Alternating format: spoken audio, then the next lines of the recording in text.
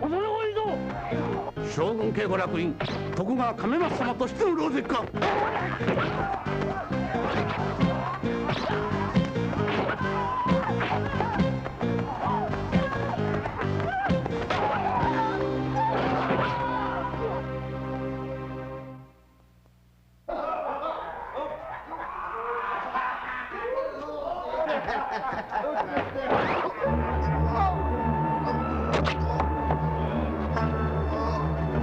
何やつ、将軍家御楽院右近様がお席を。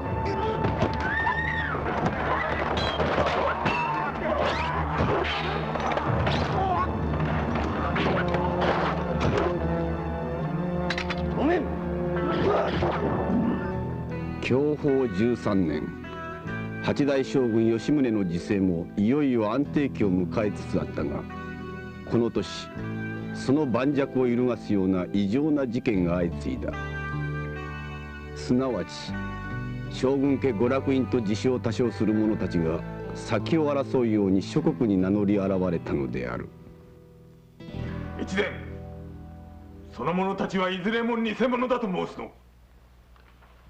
いかにも。恐れ多くも将軍家の名を語り天下を騒がす不届き者なればしかるべく処分いたしました。ではことごとく抹殺したと。さようにございます。真偽のほどを十分に取り調べもせずに起訴請求には過ぎぬか。いえ、本物たる確証が定かならぬとあらば偽物と断定し即座にその目を摘み取るが得策。いたずらにためらい時を費やすは天下混乱のもと。現に今日大阪にて名乗り上げた天一坊なる輩はかの地で幕府要人を手玉に取り庶民の人気を得て飛ぶ鳥を落とす勢いとか。越前、言葉が過ぎるぞ。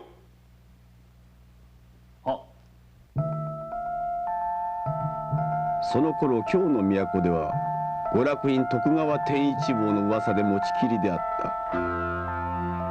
洛北雄山寺に登竜する一行のもとに知遇を得てその権威にあやかろうと名のある公家武士町人たちが入れ替わり詰めかけていた。兵庫府の伏見屋でございます。これを機会に江戸表の将軍様にも何分吉名に。しかと心得た。その夜この京島原の遊郭に一人の異様な風体の男が人目を引いた。その男、姓は貝投げ、名はモンド。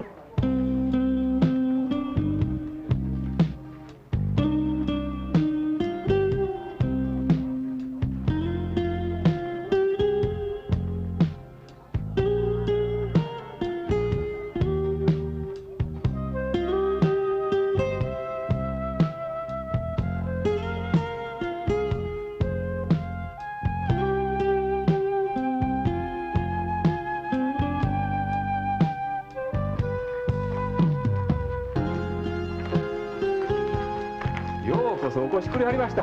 さあさあ、どうぞどうぞ。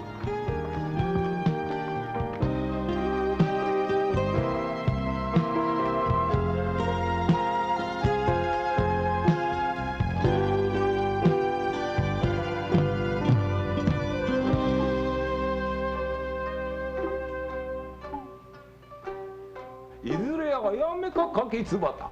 はい、みなうちの売れっ子だよです。大層なもてなしだが、私が何者か存じておるのか。いや、存じ上げてはおりませんけど、諸次第の板倉様より丁重にお迎えするように申し渡されておりますので、さあさあどうぞごゆっくりお遊びやしてくれす。さあさあお継ぎしてお継ぎして。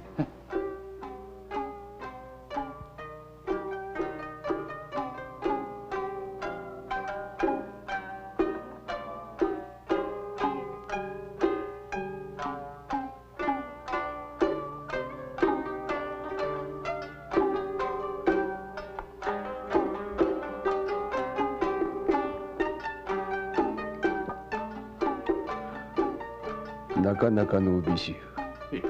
伏見の名手です。主、その方も過ごすがよい。部長ですけど、私は。行けぬ口か。すんまへん。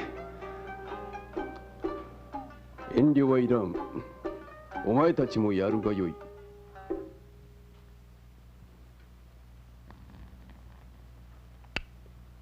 やはり毒入りの酒は誰も気に召さぬようだ。ご冗談を。お毒味口役買い投げ問答。この私にはいかなる毒も効かぬ。それを承知の上で試してみたのか。めっそうもない。しかもこの女ども皆武家の出と見える。立ち居振る舞い、そして手には紛れもなくしないだく。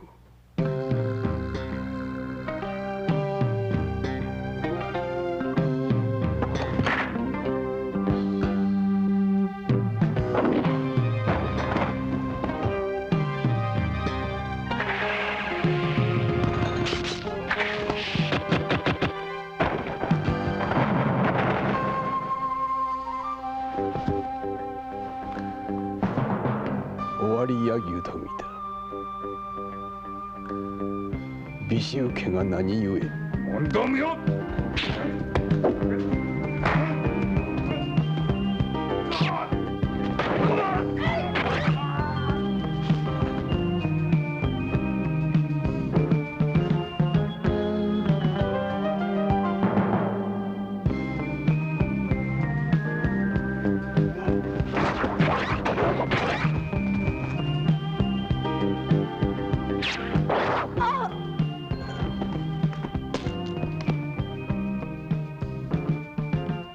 死体を始末するのに骨が折れる。故に命を残してきった。早く立ち返りて血止めをいたさば、あるいは一命を取り留めることもできよう。何とぞお許しくださいませ。あの者たちに脅されて車を貸したまで、私どもには一切関わりはございません。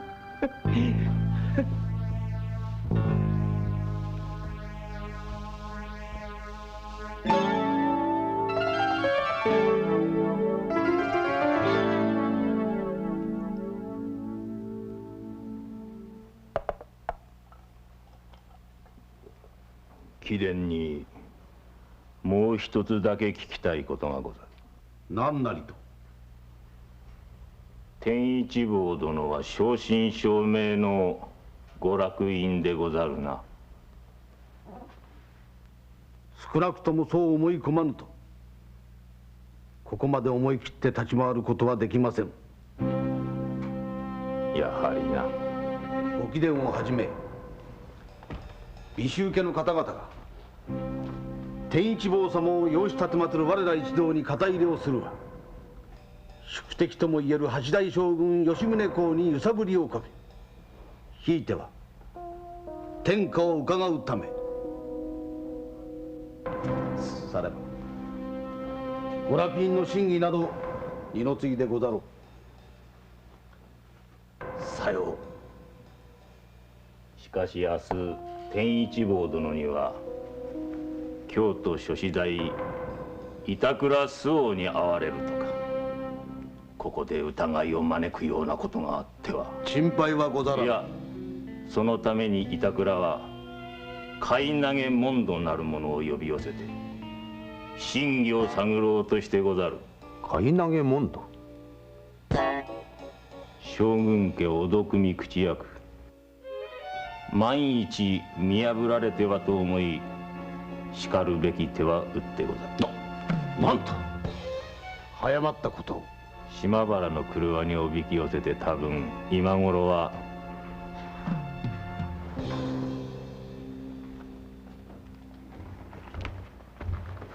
半蔵か。守備は仕留めたか。申し訳ございません。愚かなそのような小細工をしては、かえって若様の御身に疑いが降りかかる。構わん。今のうちに疑うだけ疑わしておくがよい。明日その疑いを見事覆してみせれば、逆に信ずる心が強くなるものだ。翌朝買い投げ問答は京都諸子大板倉周防守のもとに招かれた。こそお越しくださりました。天一坊様にはご機嫌麗しく恐悦にござる。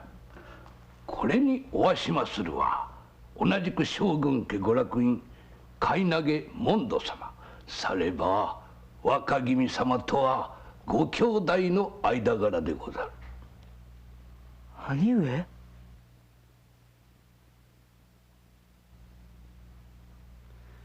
それがし天一坊殿の家老役山内伊賀之助と申す者、思いもかけぬご兄弟のご対面、終着至極に存じ上げまする。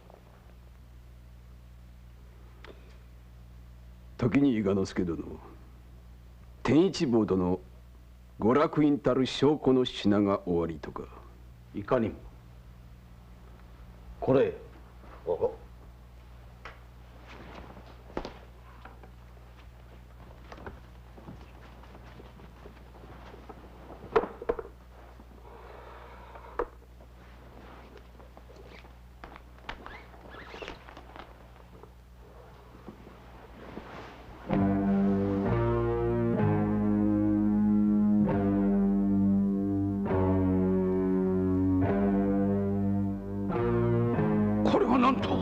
門戸殿、手に取ってしかとお確かめくだされ。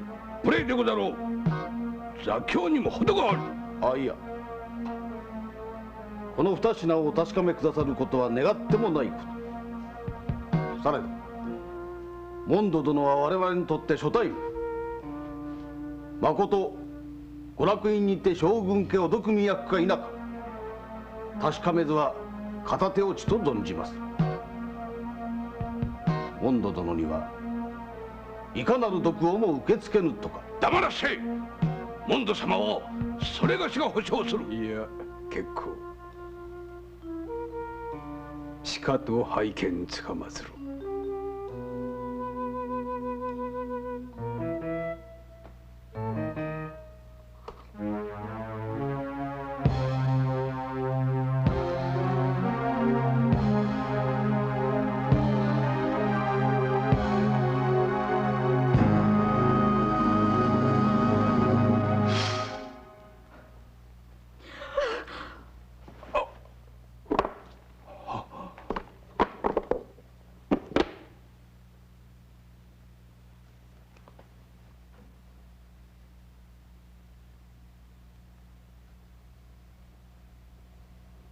下げい。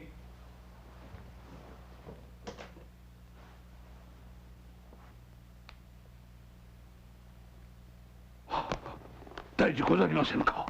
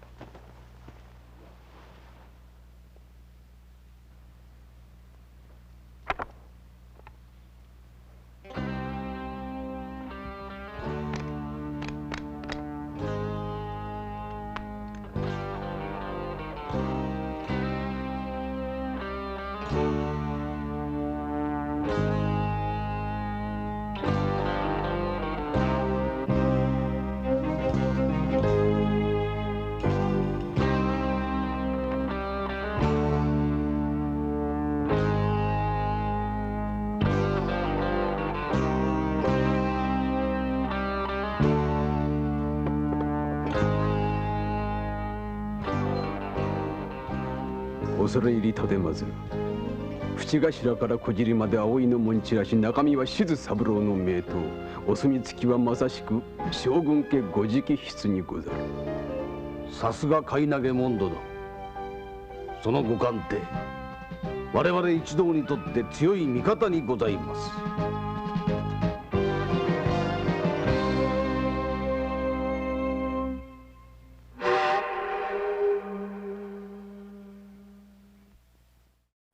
直ちに京都諸次第より天一坊本物なりとの知らせが早馬にて江戸にもたらされた。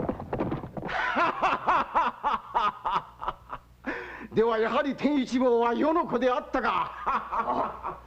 証拠の品も完璧。まごうことなく娯楽院とのことにございます。何はともあれ終着至極に存じまする。それは一刻も早う会いたい。すぐにも京へ使いを出してな、その天一坊とやらをこの江戸表へ。よいな。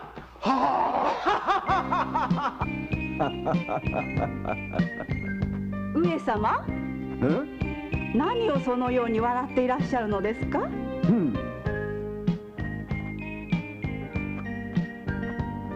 世にな子ができたのじゃ。子が。それではお須磨の方様にやや子が。いや実はまあよいわ。いずれわかることじゃ。いずれ。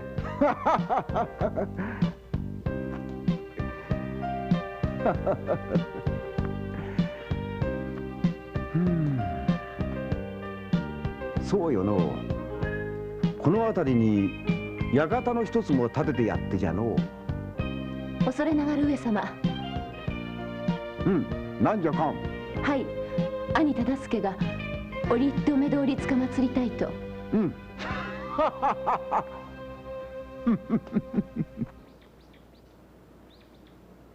何？偽物だと申すのか？いいえ、そうは申しません。ただ何分昔のことゆえ思い違いということも。心配無用じゃ。もう忠相、天一坊が母と申しておるかの沢のいさらには証拠の二品、墨付きと担当、確かに覚えがある。天一坊はまこと世の子じゃ。間違いはない。しかし上様、お会い召されぬうちにご結論なさるはいかばかりかと。いや、会わずとも分かっておる。のう忠相、我が血肉を分けたる者がまだ一人この世に生きておったかと思うと、年がいもなく分別もなく胸が高鳴るものじゃ。のう勘、天下の将軍ともあろう者がかようなめめしきことを漏らすとは、さぞお直から見ても滑稽であろうな。いえ、ごもっともと存じ上げます。血は水よりも濃いと申しますゆえ。そうよの。そちたち兄弟は二人きり、他に身寄りもない。血の尊さというものがようわかるはずや。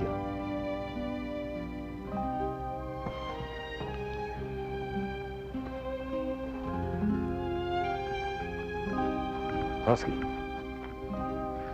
天一坊のことくれぐれも頼むぞ。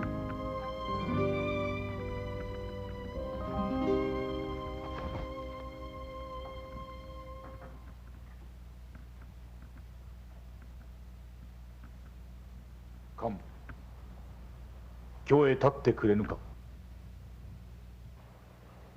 天一坊なる者娯楽院といえども、そのよりどころは証拠の二品、お墨付きと担当。これさえなければ。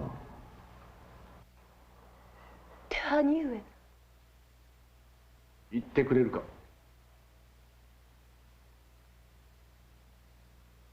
京にはモンド殿もおられると聞く。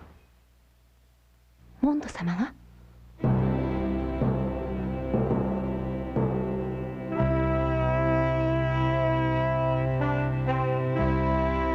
享保13年下月初め、天一坊一行は威風堂々江戸へ向かっていた。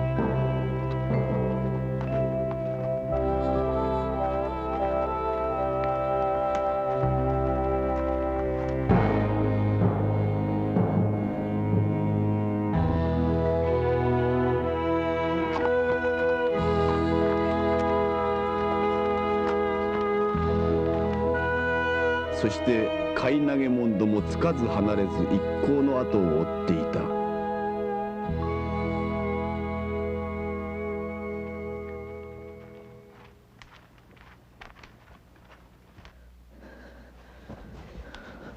若君、お気を確かに。怖い。世は怖い。江戸へ行ってまた大勢の人目にさらされるかと思うと震えが止まらぬ。何も怖がることはございません。伊賀之助様はじめご家来たちがついておられます。サミ、世は本当に将軍の子か？なんだかそうでないような気がする。何を仰せられます。若、武門の棟梁たる将軍家娯楽院がそのようなめめしいことで何となされる。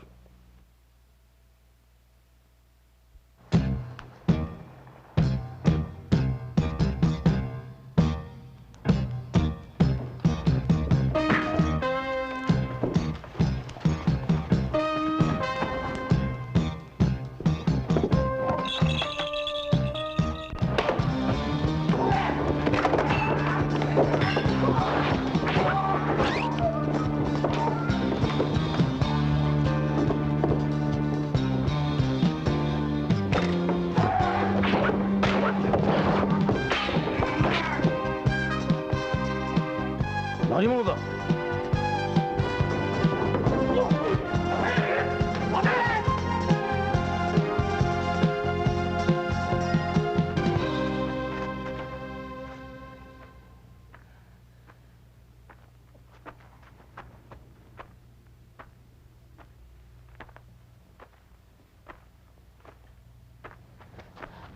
本土様。カン。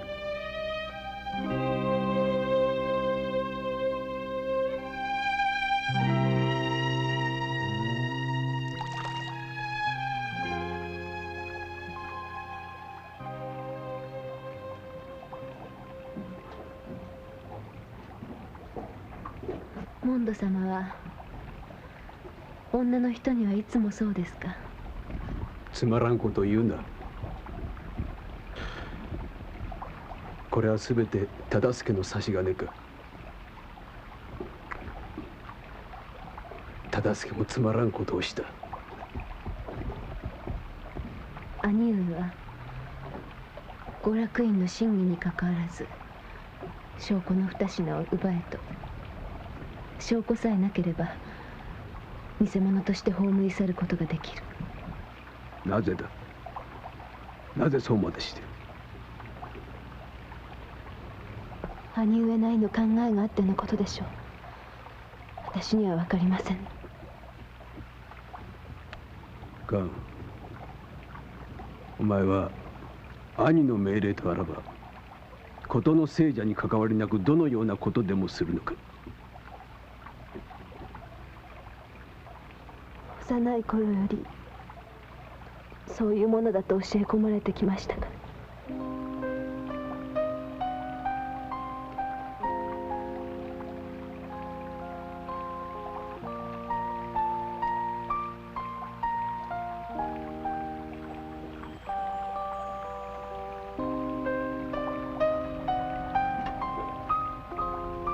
そういうモンド様も上様のおためとあれば我が身も顧みず。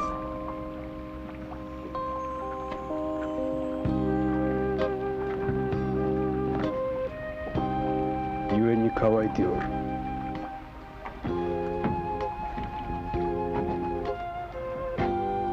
心の隅々まで乾いておる。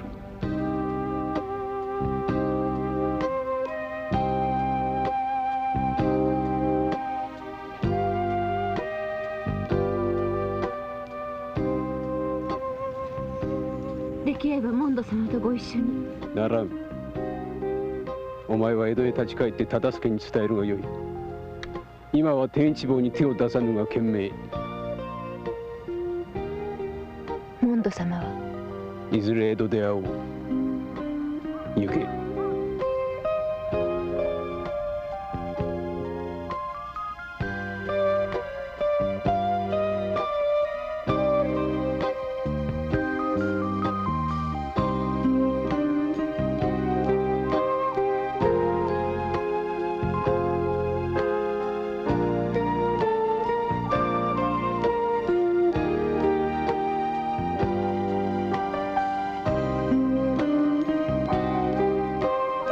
一坊一行はその後無事に道中を続けた。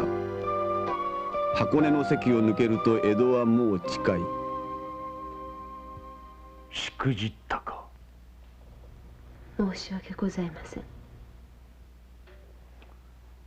次なる手を打たぬことには、いやもう遅い。こうなれば江戸へ迎え入れた上で対決しなければならん。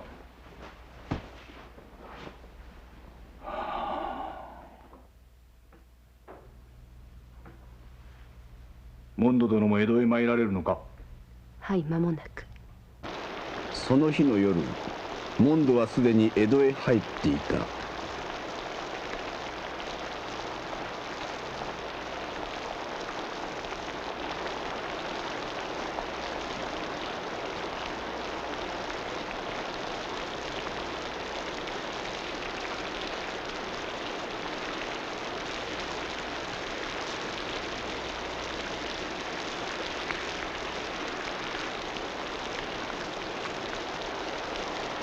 いかがいたした。お構いなく、この雨を避けようと急ぎましたところ、無様にも。肩を貸そう。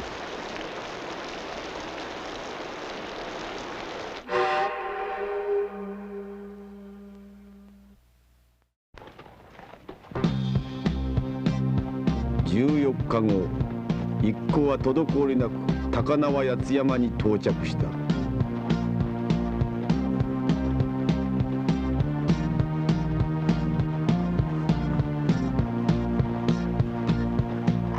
天一坊来るの知らせはたちまち江戸中に広まった。はい、どうもありがとうよ。はいはいはい。天一坊さんが江戸に来るって言うんだよ。ごめんくださいまし。天一坊様の噂で江戸上騒ぎでございます。ご覧ください。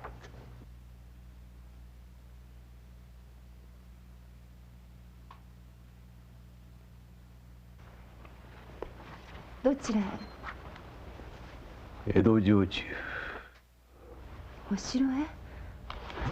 でももうすぐ日も落ちます。私は将軍吉宗の子だ。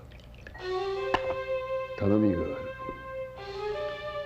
柳沢の屋敷へ行って途上のための衣服一式受け取ってきてくれ。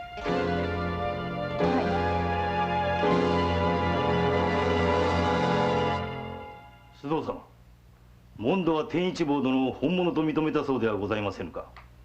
後々のためにも生かしておいた方が得策では。山内伊賀之助はそう考えておるようじゃが、わしは違う。西の丸のお世継ぎ家重公は暗愚の上物もまともに話せぬと聞く。いずれ敗着ということもあり得る。さすればその後を襲う者は誰か。天一坊殿が娯楽人として認められたとすれば。いや、もう一人おる。買い投げモンドじゃ。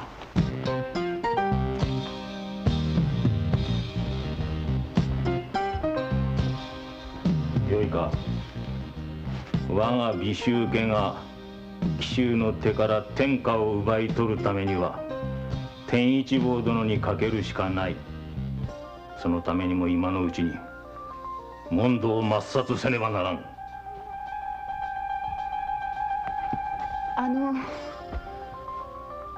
このままいずれ戻ってくることになろう。はい。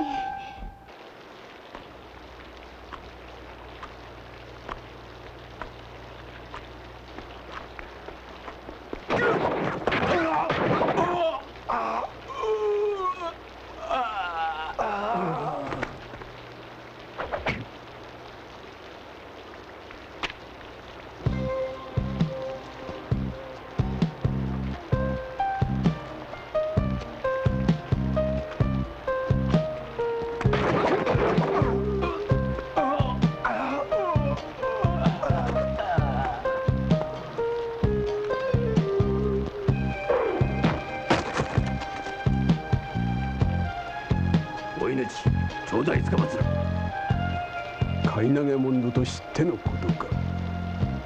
いかにも。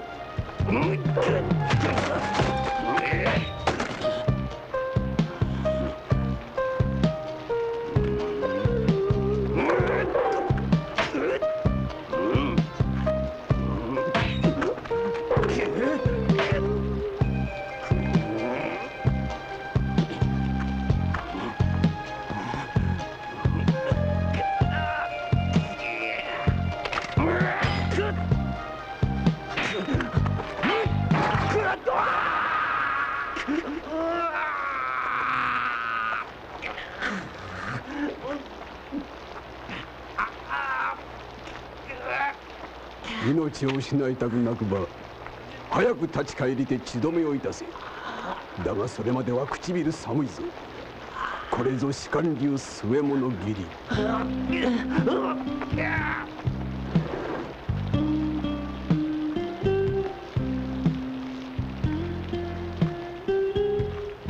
ご門前を騒がせいたし申し訳ござらん。不意の狼藉者たちなればやむを得ず。恐れながら買い投げモド殿とお見受けいたしますが。いかにも。おお、狭い海鮮問屋を営みまする都会や六郎へもこれなるは娘の霞にござります。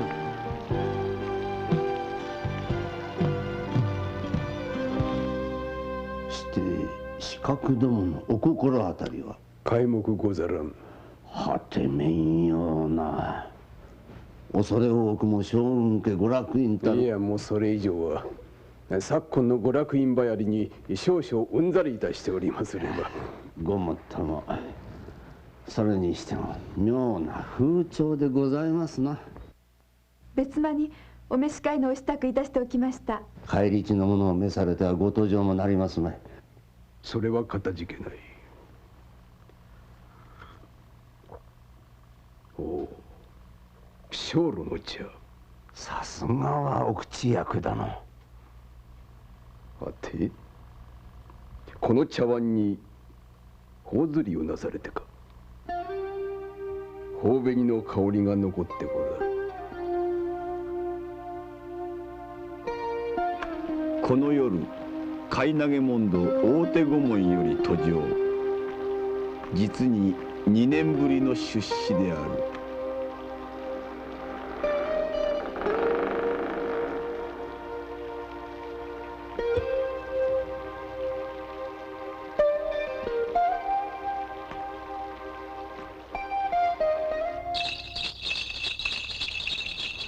お控えなされ。上様以外男子禁制の大奥ですぞ。お毒味口役買い投げ問答多くない。勝手自由。お待ちくださいませ。貝鍋様、おとどまりくださいませ。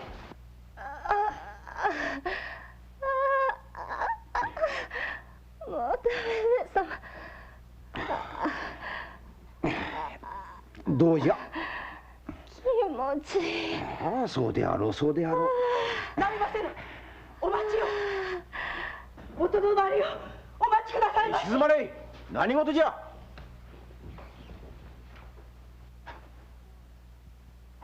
モンド。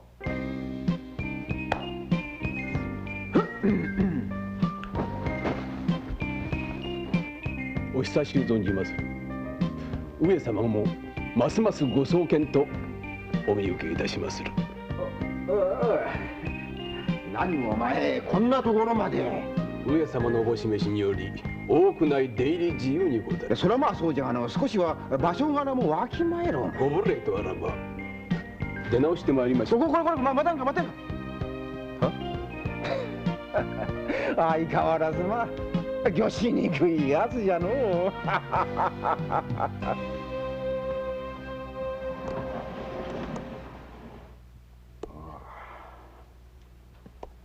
2年ぶりか。モンド、よう戻ってきてくれたの。すぐにおいとまつかまつります。何？ではまたよう見捨てろと申すのか？見捨てられてきたのは私の方でございます。またそれを言うお前は。時に父上、世上の娯楽院騒ぎいかがごろじます？そうよの。嬉しいようなまたちとこの気恥ずかしいような。将軍職とは実に気楽なものでございますな。何？そこかしこにお種をまき散らしておきながらその後始末もせず、今もって大奥に入り浸り夜ごとのご請金。ご請金？思うになんじゃな。多条公職はこれは徳川の血筋かもしれんな。言い逃れでございます。いや、言い逃れではない。公職なればこそそちのようなこの次たる子にも恵まれたの。父上はそれでよいかもしれませぬが、その陰で苦しみなく親子にとっては、あの天一坊にしてももし本当に父上のお種ならばさぞ恨みに思ったことでございましょう。さればじゃの。さあさあ、これからは存分に可愛がってやろうと思うておる。もう井戸についておると聞くが、いまだに世に目通りをさしてくれぬのじゃ。真偽のほど念入りに吟味しておるのでございます。いやいや、あれはまこと世の子じゃ間違いはない。それをじゃの、大岡のあの中高天一坊のこととなると眼鏡に逆らいおる。もってのほうじゃ。お気をお沈めくだされ。モンド、天一坊はのそちにとっても弟ぞ。会うてみたいとは思わんのか。もうすでに今日にて会うてござります。会うたと？で、どうであった？何がでございますか？天一坊よ、世に似ておったであろう？そちにも似ておったか？翌日、和田倉門外の評定所に老中大目付三奉行が会合。天一坊の出産成長の素性を調べ、並びに証拠二品の見分が行われた。八代様、まだお部屋住みとして紀州家の老子加納将軍方にあらせられしそのみぎり、お手がつきご解任なされたお腰元に後日の証拠として下し置かれましたお墨付きとご担当にございまする。その後お腰元沢野井殿にはお暇を賜って紀州平沢村に立ち返り、ほどなく月満ちて出産なされたのが他ならぬ天一坊様。ご生母亡き後、ゆえあってそれがしがお預かりいたし、お恐れながら今日までお育て申し上げてまいりました。ご来歴しかと承った。お墨付きはまさしく上様のご直筆。ご担当も孫を肩なき志津三郎金氏の作。いやー、恐れ入り立てまつる。されば早々にもご対面の儀を。無論近日中にもともあれ終着至極に存じ上げまする。ご対面の儀、しばらくお待ち願いたく。恐れながらことがことゆえに通り一遍のご詮議に代済まされるはいかがかと存じます。越前、何を申す？願わくば不肖大岡越前、奉行職として真偽のほどを再吟味いたしたく。越前殿、すでにご落院に相違なしと極まりし、何故越前殿のみ疑念を持たれることと次第によっては容赦いたしませぬぞ。もとより覚悟の上。では若君を偽物と申されるか？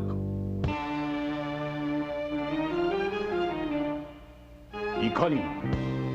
除外者！しばらく。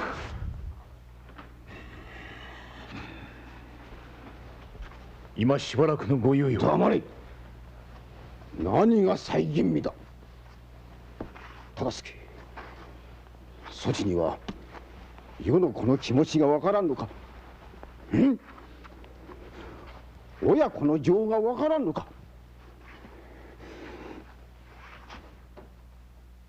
なぜ黙っておる。どけ。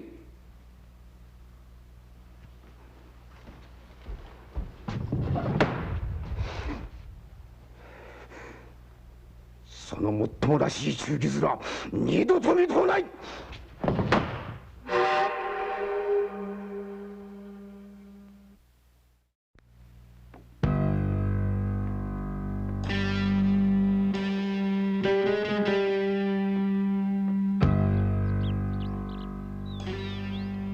久しぶりだな忠相。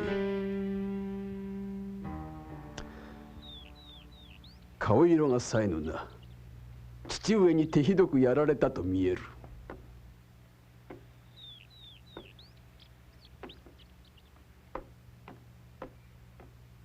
モンド殿は天一坊の件いかが思われますか。証拠の品伊賀之助の申し状共に完璧。モンド殿までか。伊賀之助なるは元九条関白家の家臣にて、誰もがその裁弁に惑わされ。そう私を見損なうな。では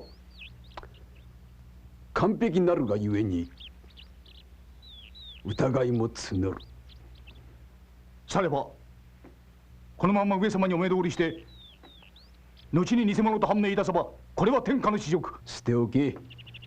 一度恥をかいた方が父上のためにもなる。いや、それはなりません。上様お一人のみならず幕府の威信が地に落ちます。天一坊を偽物として抹殺しようとしたのもそのご威信とやらのためか。いかにも八代様のご時世が定まった今日、ご落位などとはもってのほか。たとえ本物であっても抹殺されなければなりません。では私も切るか。いやいやいや、モンド殿は違います。矢に下りいささかも権力に執着なされません。しかるに天一坊のごとき輩が天下に名乗り出るは栄養栄がお名が野望を果たさんがため。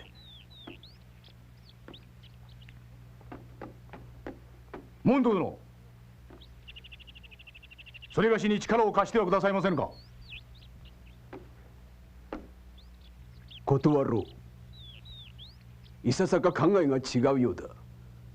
私はたとえ偽物であろうと年少の子を切ろうとは思わん。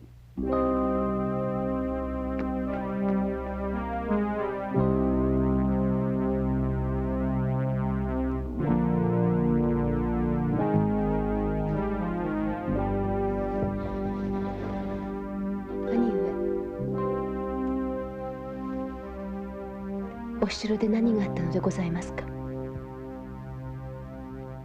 兄上。天一坊吟味のことで上様よりご不興を被った。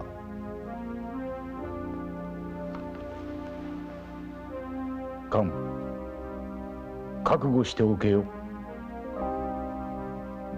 閉門追って切腹ということになるかもしれん。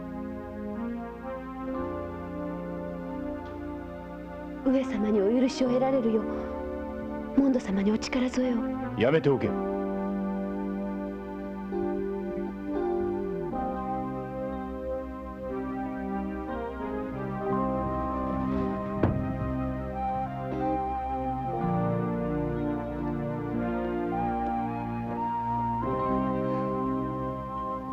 何をしている。モンド様。モンド様のお知り合いだという二人が上がり込んで帰ろうとなさらないんです。知り合い。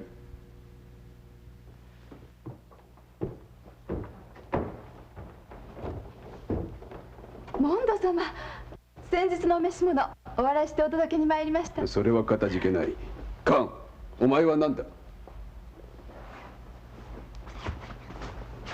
どうしても兄の力にはなっていただけませぬか。忠相とは考えが違いすぎる。では私しばらくここに置いていただきます。モンド様より他に頼るべき人もございませぬので。それは困ります。ここは私の家なんですから。じゃあ私のお屋敷へいらして。話がまだ終わっていません。お二人ともお引き取りください。いや待て、私が引き取ろう。モンド様。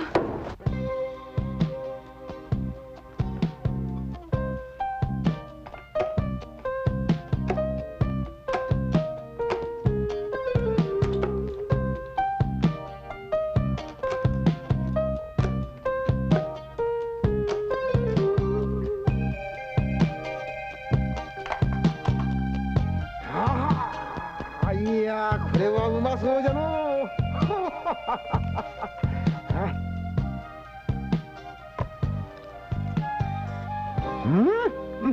う。ビミ。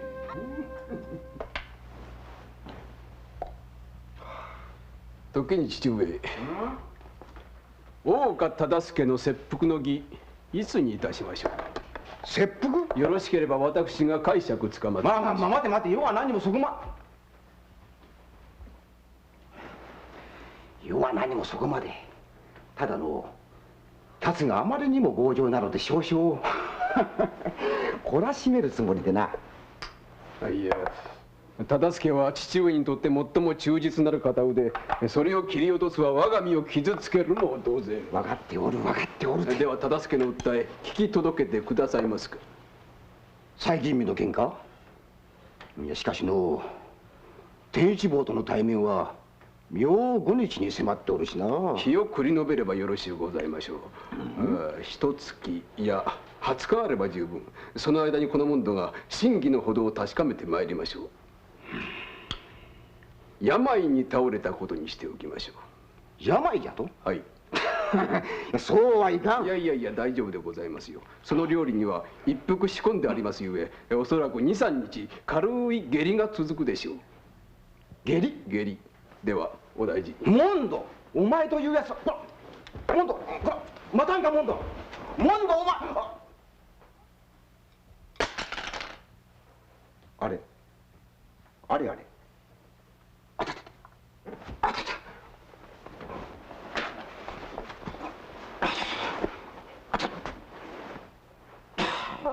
若君。嫌じゃ。何もかも嫌じゃ。若君。いつまでこんな息の詰まるような暮らしを続けなければならぬのだ。世はもう娯楽園でなくて構わぬ。若君。若君。どけ。若君様。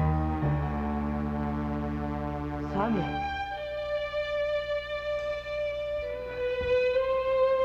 控えサミ。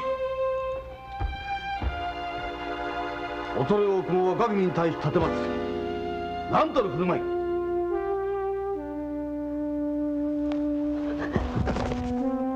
下がりおれ。追って沙汰する。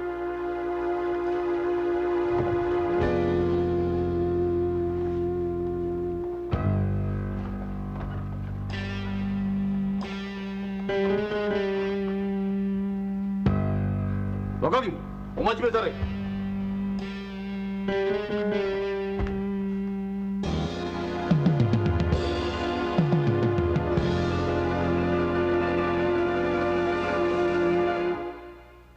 これにございましたか。須藤殿が下級の御用向きにて。伊賀之助殿、上様ご対面の日取りが繰り延べになりましたぞ。なんと。表向きの理由は上様のご病気。しかし裏に何かがある。越前の神の画策か。いや、それよりは買い投げ問答、今日も密かに途上した模様でござる。夢油断ならぬ男とは思っておったが、おそらく自ら天一坊殿の素性を探るつもりであろう。いかにも門戸のことは我ら尾張に任せてください。すでに手はずは整えてある。紀州へお立ちになる前に一つお願いがございます。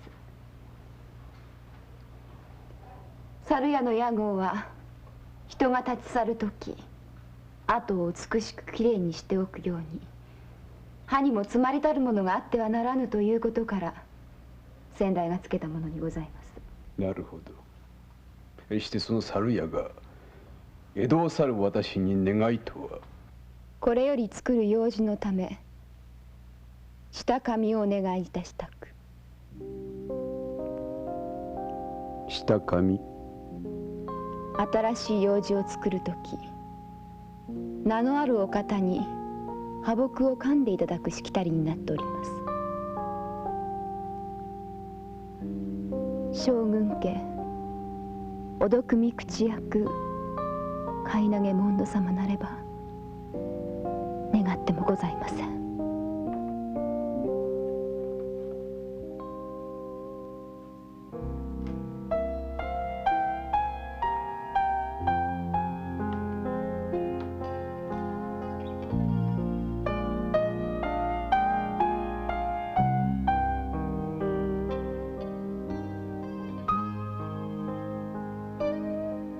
黒文字の枝にございます。泥の木、灌木、桃、杉、竹などで作られますが、中でも粒子は腫れを消し痛みを止めますので、平安の昔より珍重されております。黒文字はさらによろしく、固くなくしなりやりて、その和解は用事に最適。恐れ入ります。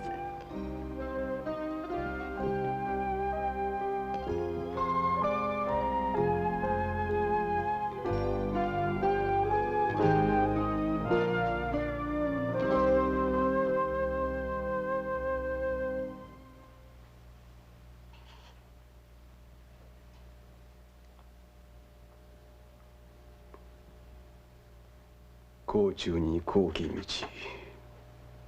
不快を消し去る。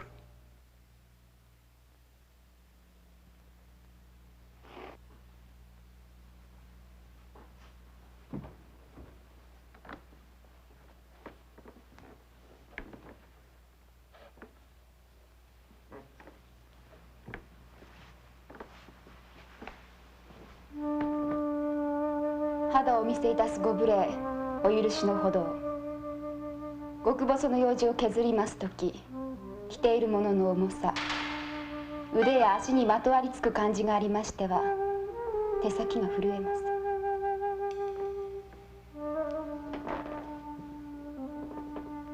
では削ります。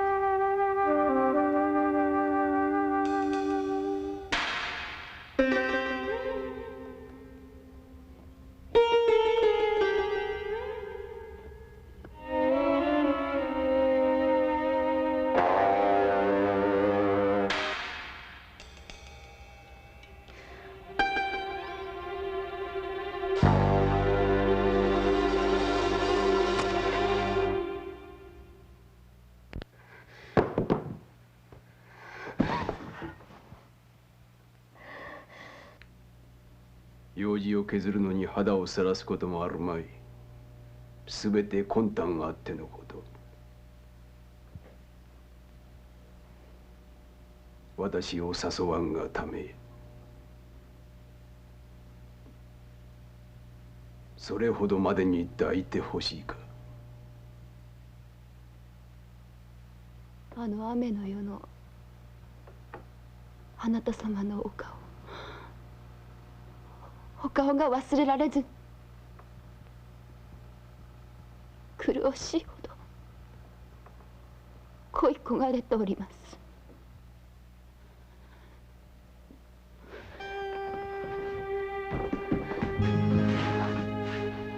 本田様、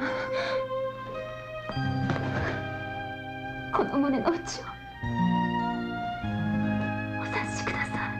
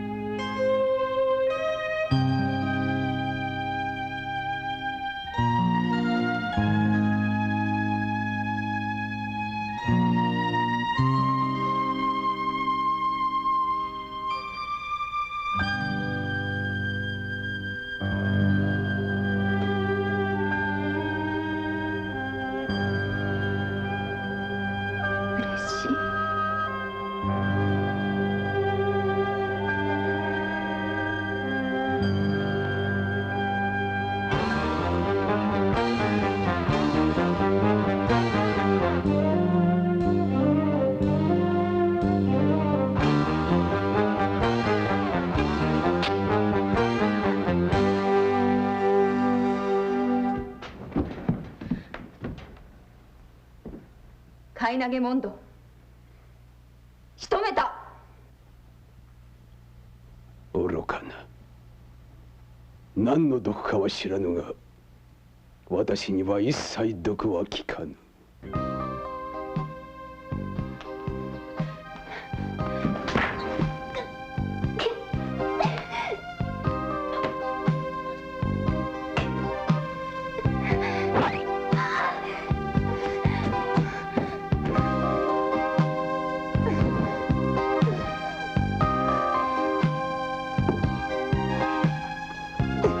凄まじき女。してお前の正体は？幼稚や思う。終わり。くのいち。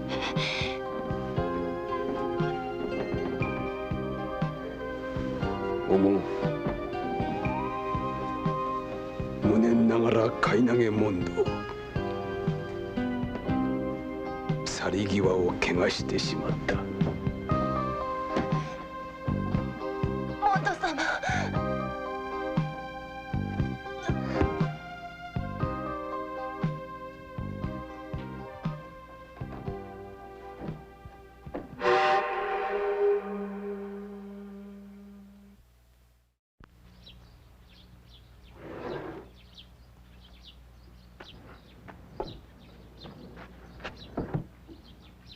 紀州まで私もお供兄に申しつかりました。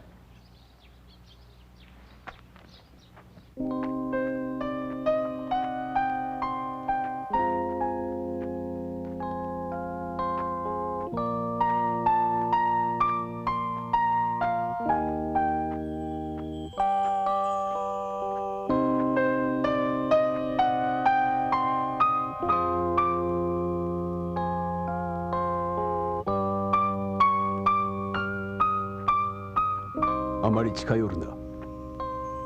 巻き添えを食うぞ。構いません。ご一緒なら。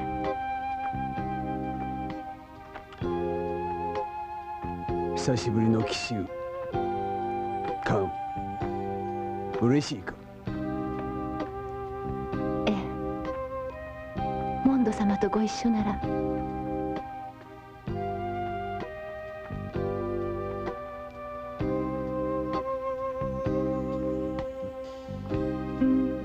あの頃はお互い無邪気なものだった。こうして修羅の最中で生きる定めになるとは思いも及ばなかった。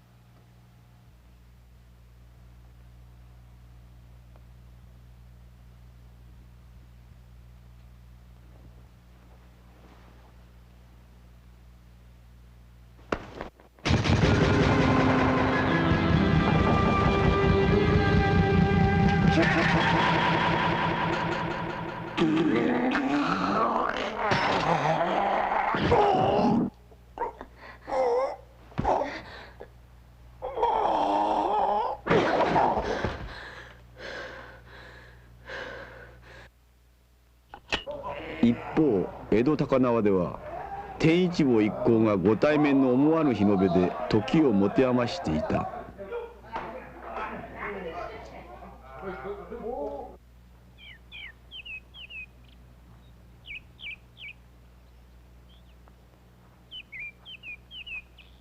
サミ。若君様。どうしたのだ。なぜこのような。若君にあのような無礼を働いたからには、もうおそば近くでお仕えするわけには参りません。伊賀之助がそう申しつけたのだな。あれは世が悪かった。もったいないお言葉。嬉しゅうございます。サミ、どこへ参る。このような見苦しい姿を若君の恩義にさらすわけには参りません。サミ、もしかしてお前は世の母、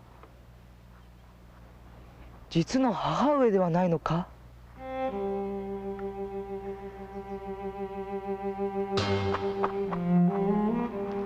そうであろう。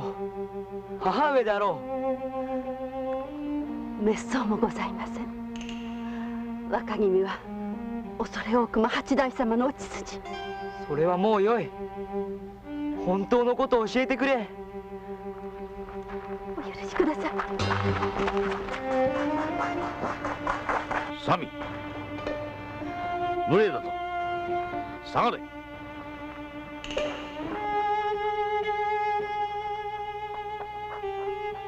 サミ。若君。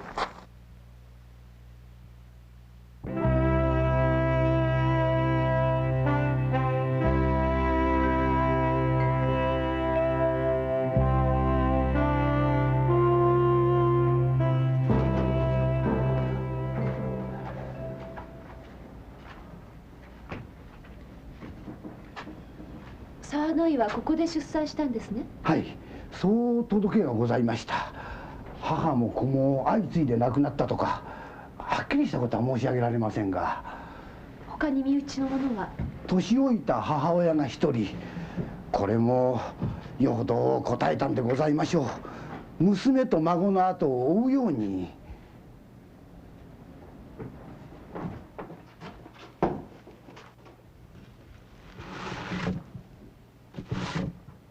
庄屋、はい、これに心当たりはないか。里帰りの折に紀州様から大層立派な品を拝領したとか聞いておりますが、それかもしれませんな。誰かその頃の事情に詳しい者は。隣村の松蔵に尋ねてみてはいかがでございましょう。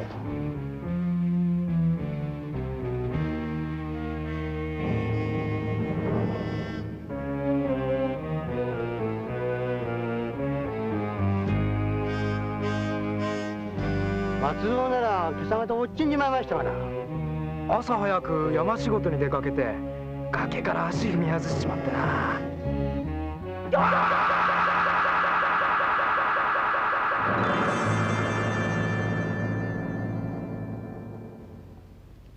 15年前に亡くなられた平沢村の沢野井という人のことを尋ねようと思ってきたんですが、他に知ってる人はおりませんか。ああ、ややこはらんで里帰りした。ほんならお金パパが一番よう知っとるはずじゃ。お金さん。産婆じゃよ。ややこを取り上げた。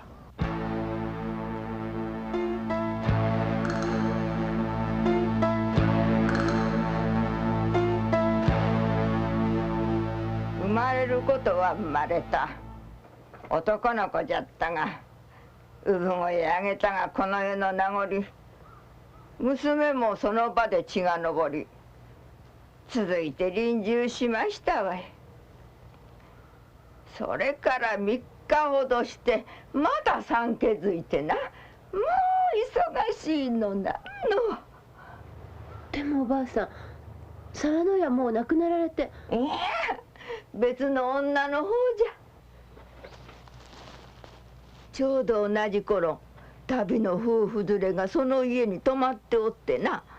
その女房がこれまた臨月を迎えておった。その夫婦連れとは。ご浪人じゃったよ。何でも元は京都の名のある家に仕えておったとかの。山之内伊賀之助だ。これもまた男の子じゃった。吉之助とか名付けておったの。でその者たちはどうした？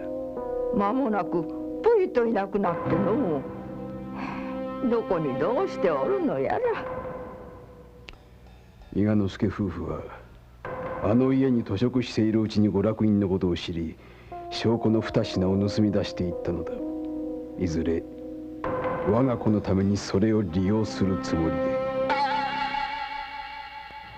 では天一坊様は伊賀之助の？実の子にそういない。おばば、生き証人として江戸まで来てくれぬか？江戸そりゃあわしゃ死ぬ前に一度江戸見物がしたかったんじゃ。なに足腰はまだ大丈夫だでな。ガン、おばばを頼むぞ。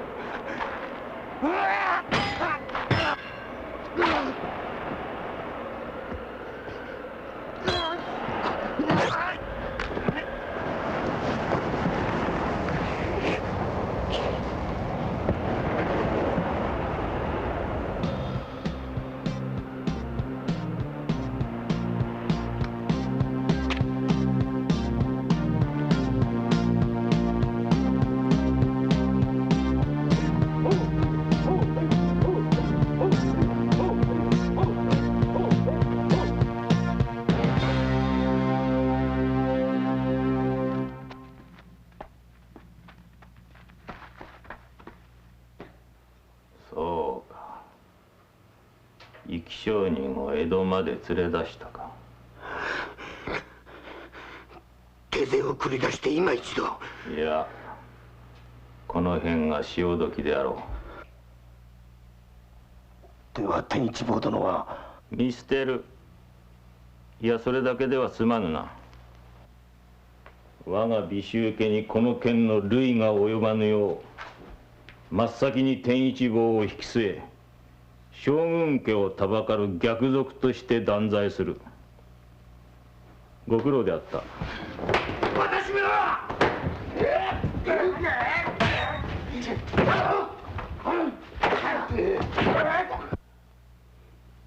かくまで待ち申しても上様ご対面の儀相ならん。さればお主たちはもとより若君にも覚悟のほどしかとお決めくだされ。それでは我らが海運もこれまでと申されるか。伊賀之助、なぜじゃ。よう偽物だとでも言うのか。されば公儀はそう決めつけるでありましょう。世は娯楽院じゃ。そうであろう伊賀之助。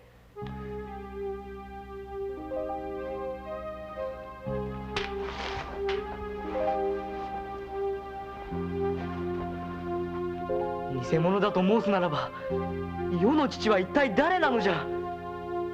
若君の父上は八代将軍吉宗公。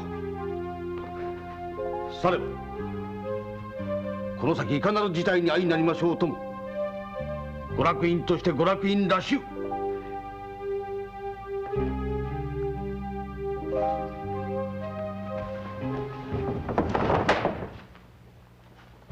何事だ。無礼であろう。御三家筆頭美州家総滅家須藤うねめ、将軍家娯楽院を語る不届き者を召し取りに参った。そういうことか。変わり身の早い。出会え出会え今度ね。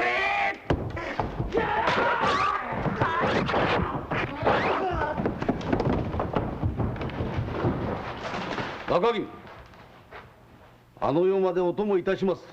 伊賀之助。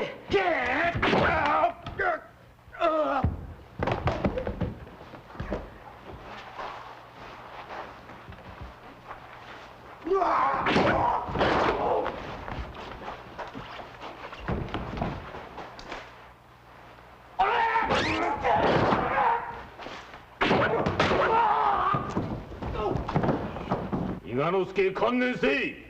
見よ。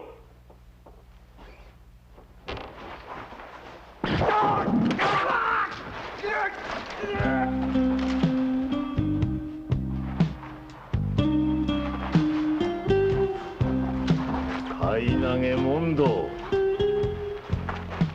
天一坊の処遇はご公儀に委ねるのが正道。公儀に代わって我が美州家がその正体を暴いたのじゃ。まずは我が手で召し取る。黙れ。そのような愚にもつかぬ擬態でこの私をたぶらかせると思うのか。邪魔立ていたすか。斬れ。天一坊。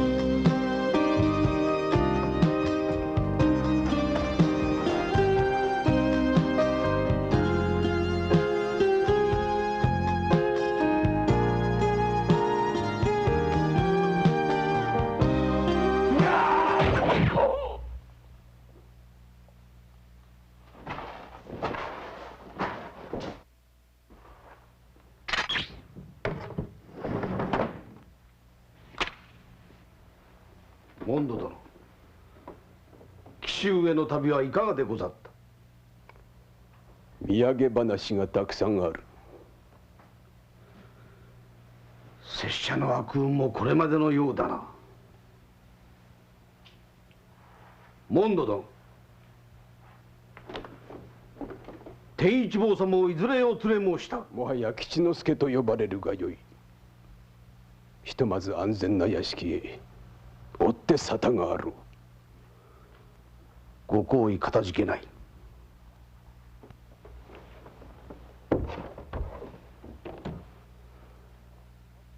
改めて願いの儀がござる。それがしと立ち会うてはくださらぬか。立ち会うていかがなされる？それがしが勝ったなら吉之助をいただきたい。よかろう。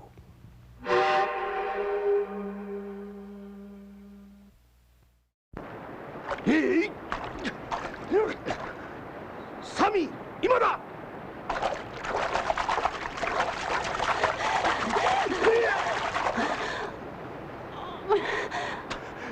ターゲイ、我が子の土壇場を救わんとする母親になりきれ。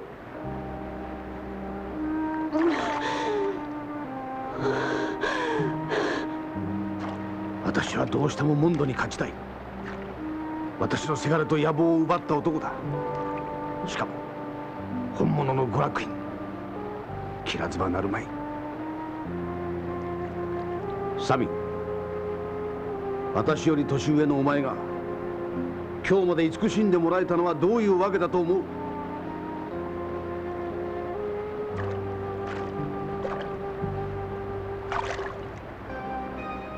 従順だ。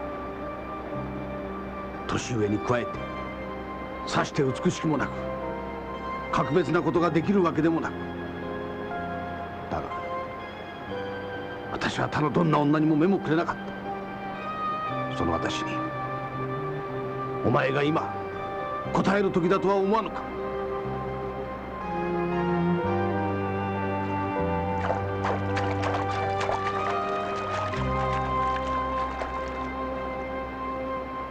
来い！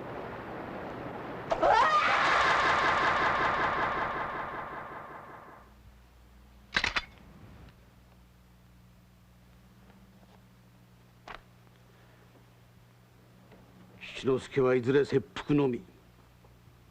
その前に死ぬ気になれ。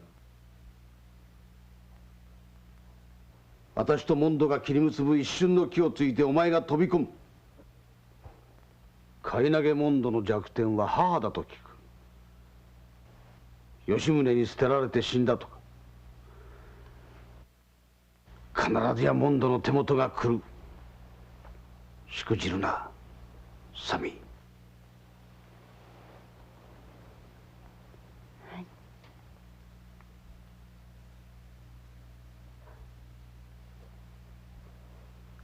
よかろう。来い。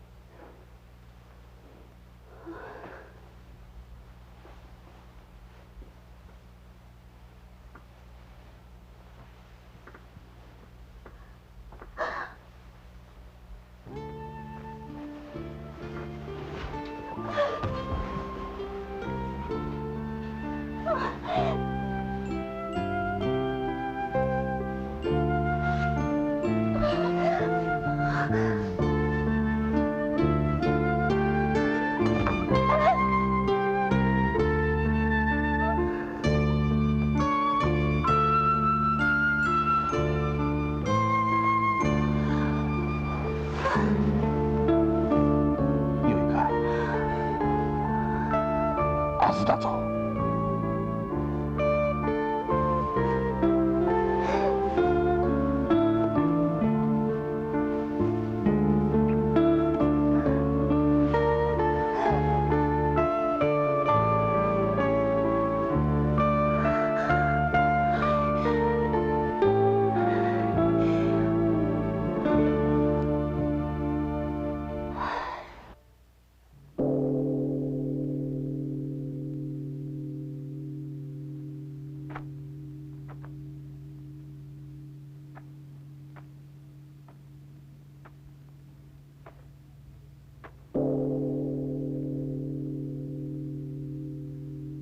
神道無念流山之内伊賀之助。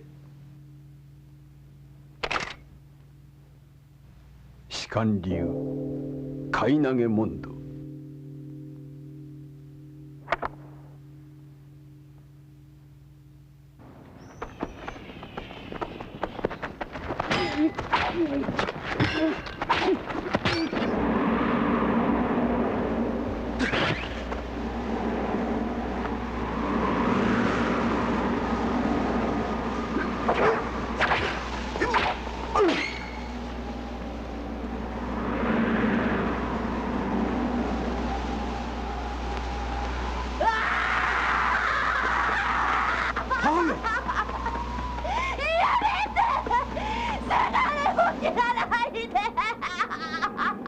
せがれを切らないで、切らないで。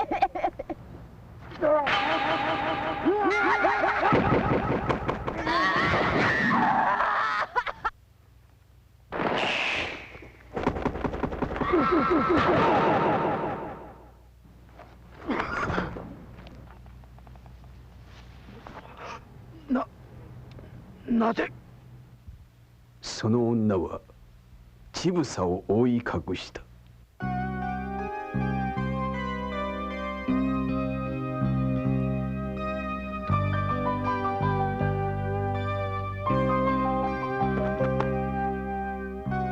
その瞬間、母であるべきものが女になった。我が子の命を救わんとする母なれば、女の性など現れるはずもない。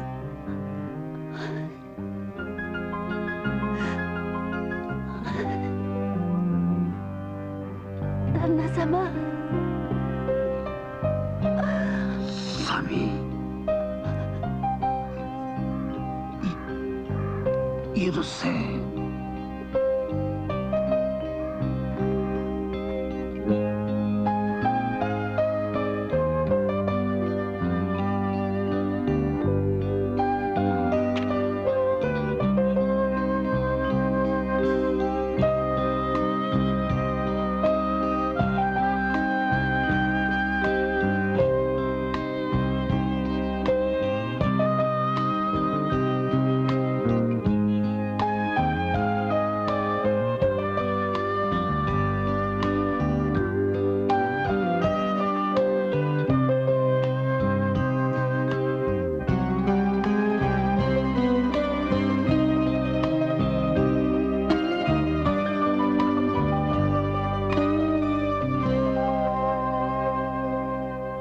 天一坊の命を助けてやれと申すのか。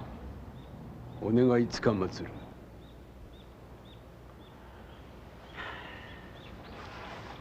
モンド、そじゃ何故そのように天一坊にこだわる。あまりにも私に似すぎておるゆえにございます。父親の犠牲になるためだけに生まれてきたような子供です。しかも私よりも不幸なことには母親にすがることも許されなかった。生まれながらにしてたった一人で生きてこなければならなかった。そしてこれからもたった一人で生きてゆかなければなりません。それを思うと胸が痛みます。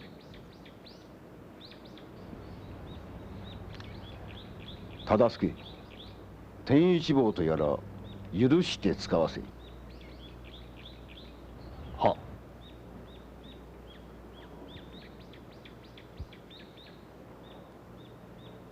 上様。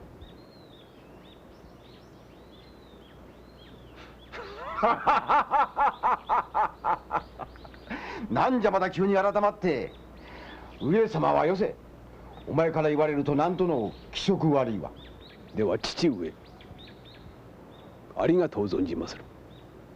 ではこれにて。これモンド。そっちはどこへ行く？モンド。毒をもって毒を制すの例えにありますように、この毒の体で世の中の毒を飲み取ってまいりたいと存じまする。忠相、上様を頼むぞ。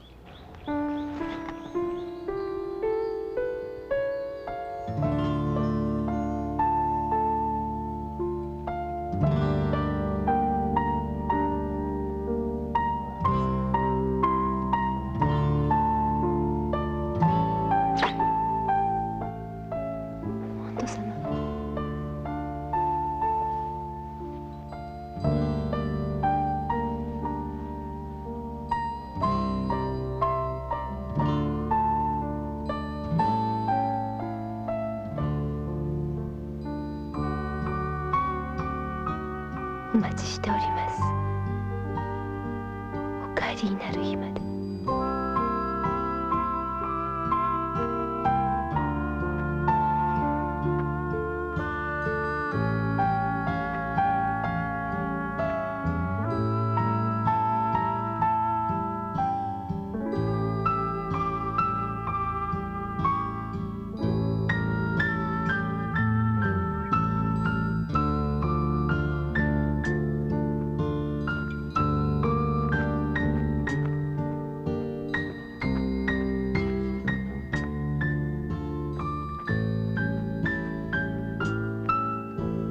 その後天一坊の姿を見かけた者は誰もいない。